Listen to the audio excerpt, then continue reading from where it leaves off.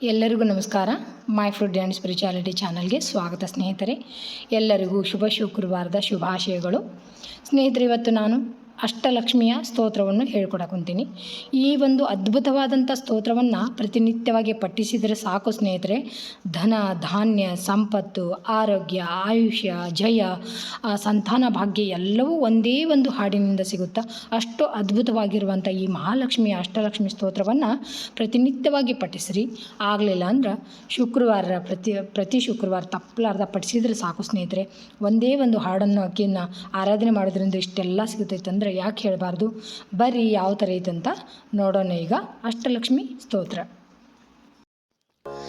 ಸುಮನಸ ವಂದಿತ ಸುಂದರಿ ಮಾಧವಿ ಚಂದ್ರ ಸಹೋದರಿ ಹೇಮಮಯೇ ಮುನಿಗಣ ವಂದಿತ ಮೋಕ್ಷ ಪ್ರದಾಯಿನಿ ಮಂಜುಲ ಭಾಷಿಣಿ ವೇದನುತೆ ಪಂಕಜವಾಸಿನಿ ದೇವ ಸುಪೂಜಿತ ಸದ್ಗುಣ वर्षिणी शांतियुते जय जय हे मधुसूदन कामिनी आदि लक्ष्मी सदा पालय मां ऐकली कल्मषनाशिनी कामिनी वैदिक रूपिणी वेदमये क्षीर समुद्भव मंगल रूपिणी मंत्र निवासिनी मंत्रनुते मंगलदायिनी अंबुजवासिनी देवगणाश्रित पादयुते जय जय हे मधुसूदन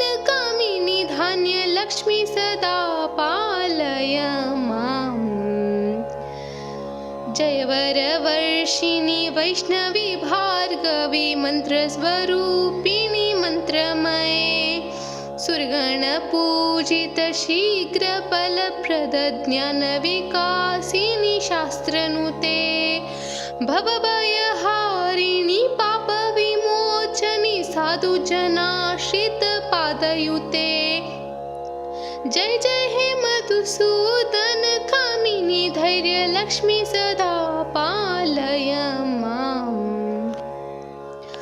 जय जय दुर्गति नाशिनी कामिनी सर्वफलप्रद शास्त्रमये रथगज तुरग पदादि समावृत परिजन मंडित लोकनुते हरिहर ब्रह्म सुपूजित सेवित ताप निवारण पादयुते जय जय हे मधुसूदन कामिनी गज लक्ष्मी रूपेण पालय मां ऐक गवाहिनी मोहिनी चक्रिणी रागविवर्धिनी ज्ञानमये गुणगणवारिधि लोकहितैषिणी स्वर सप्तभूषित गाननुते सकल सुरासुर देव मुनीश्वर मानव वंदित पादयुते जय जय हे मधुसूदन कामिनी संतान लक्ष्मी सदा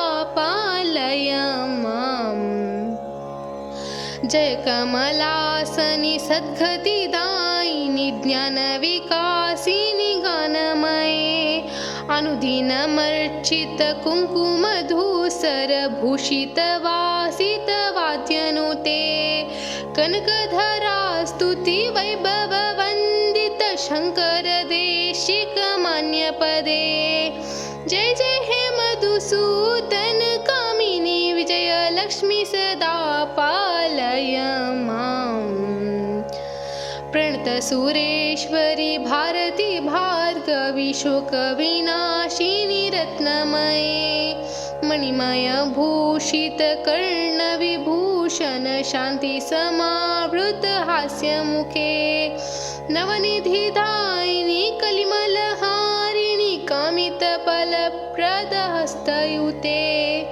जय जय हे मधुसूदन कामिनी विद्या लक्ष्मी सदा पालय मां